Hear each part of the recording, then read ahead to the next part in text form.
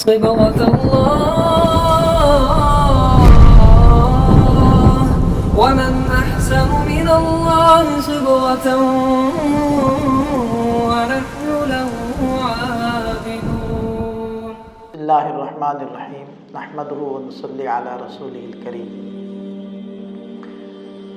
اللہ کریم ارشاد فرماتے ہیں،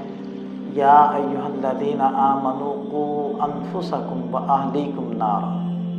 اے ایمان والو اپنے آپ کو اور اپنے گھر والوں کو اس آگ سے بچاؤ، وقودھا الناس والحجارہ، جس کا ایندھن انسان اور پتھر ہے، علیہا ملائکۃ غلاظ شداد لا یعصون اللہ ما امر، اور اس آگ پر ایسے سخت دل اور مضبوط فرشتے متعین ہیں جو اپنے رب کی ایک لمحے کے لیے بھی نافرمانی نہیں کرتے، وَيَفْعَلُونَ مَا يُؤْمَرُونَ، اور جو ان کو حکم دیا گیا ہے اس کو بجا لاتے ہیں۔ لہذا والدین کی ایک ذمہ داری یہ بھی ہے کہ وہ ان کی اپنی اولاد کی آخرت کی فکر کرے، ان کو اخلاق سکھائے، ان کو آداب سکھائے۔ بخاری شریف کی ایک مشہور روایت ہے کہ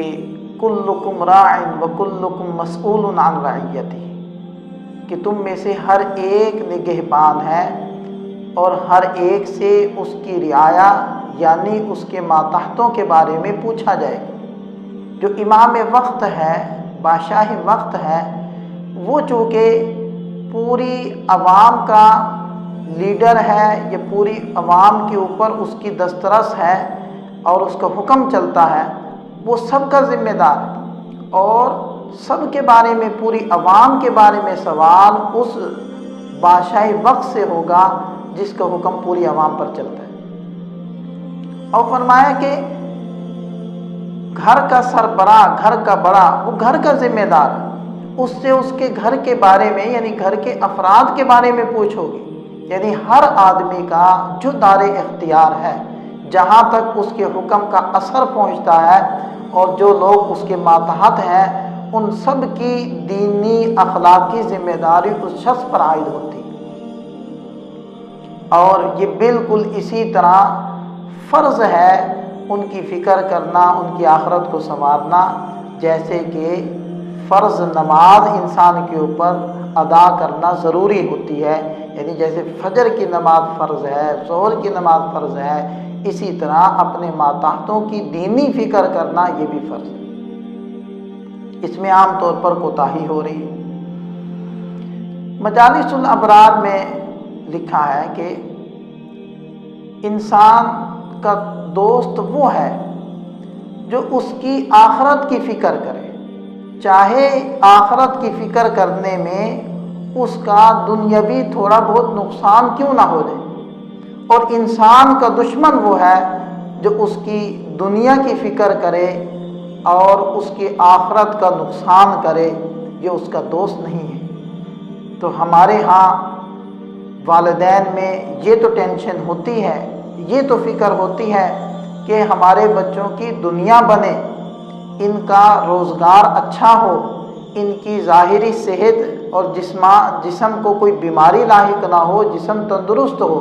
لیکن ان کے اخلاق کا کیا حال ہے، ان کے ایمان کا کیا حال ہے، ان کے کردار کا کیا حال ہے، اور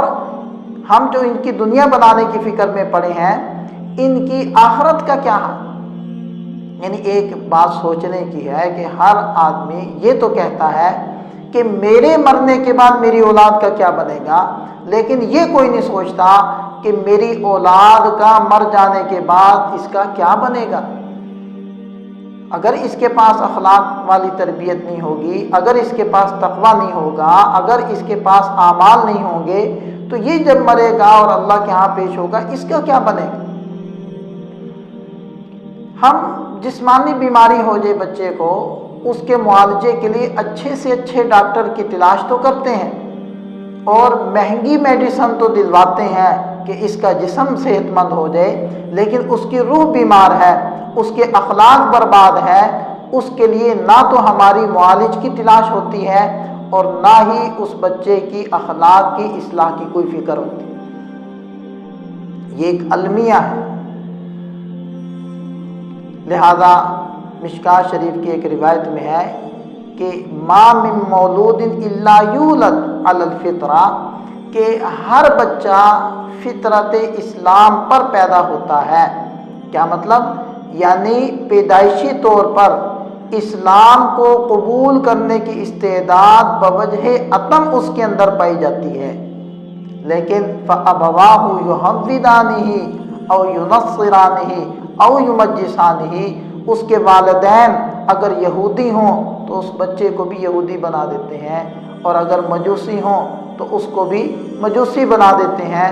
اور اگر عیسائی ہوں تو اس کو بھی عیسائیت کی طرف لے جاتے ہیں۔ تو علماء فرماتے ہیں کہ اس حدیث پاک میں اچھے اور برے ماحول کی طرف بھی اشارہ ہے، یعنی جیسا اس کو ماحول ملے گا ویسا بچہ یہ ڈھل جائے گا۔ حالانکہ جب یہ پیدا ہوا تھا تو اس کے اندر اسلام کو قبول کرنے کی استعداد بوجہ عدم موجود تھی۔ پھر دیکھیں، بعض چیزوں کا نفع بھی ہوتا ہے، نقصان بھی ہوتا ہے، لیکن نفع حاصل کرنے کی خاطر نقصان کو کبھی بھی برداشت نہیں کیا جاتا۔ اور اگر ایسی چیز ہو کہ جس کا نفع تھوڑا ہو نقصان زیادہ ہو،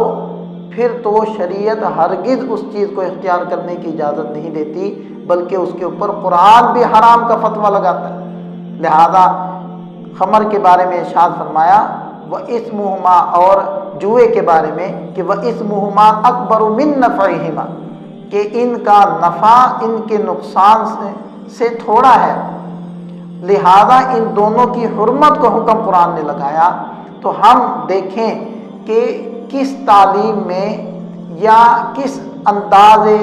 فکر میں یا کس انداز تربیت میں بچوں کا فائدہ ہے اور کتنا فائدہ ہے اور کتنا نقصان۔ اگر ہم ان کی اخلاقی تربیت نہیں کریں گے، صرف دنیا کی فکر کریں گے، تو دنیا کا تھوڑا سا نفع، چند روزہ نفع، اس کا تو فائدہ ہم ضرور کر دیں گے، لیکن آخرت کا بڑا نقصان وہ ہم کر بیٹھیں گے، اور جو بڑا نقصان ہے اور حقیقت میں یہی نقصان، دنیا کا نقصان کیا نقصان۔ اور منہاج العابدین میں ایک روایت ہے کہ جو انسان آخرت کی فکر کرے گا اس کا آخرت کا فائدہ تو ہوگا، لیکن اس میں دنیا کا تھوڑا بہت نقصان ہوگا، اور جو دنیا کی فکر کرے گا اس میں دنیا کا فائدہ تو ہوگا لیکن آخرت کا نقصان اس کے اندر ضرور ہوگا۔ اور پھر فرمایا کہ تم باقی رہنے والی چیز کو یعنی آخرت کو فنا ہو جانے والی چیز پر ترجیح دو، یعنی ان کی دنیا کے نقصان کو برداشت کر لو، ان کے آخرت کے نقصان کو برداشت مت کرو۔ لیکن ہمارے یہاں بالکل گنگا الٹی بہہ رہی ہے کہ آخرت کی تو کوئی فکر نہیں، آخرت کے سنوارنے کی طرف تو کوئی توجہ نہیں، اور دنیا کے لیے بڑی دوڑ دھوپ ہو رہی ہے اور دنیا کی بڑی فکر کی جا رہی ہے۔ اللہ تعالی ہمیں سمجھ عطا فرمائے۔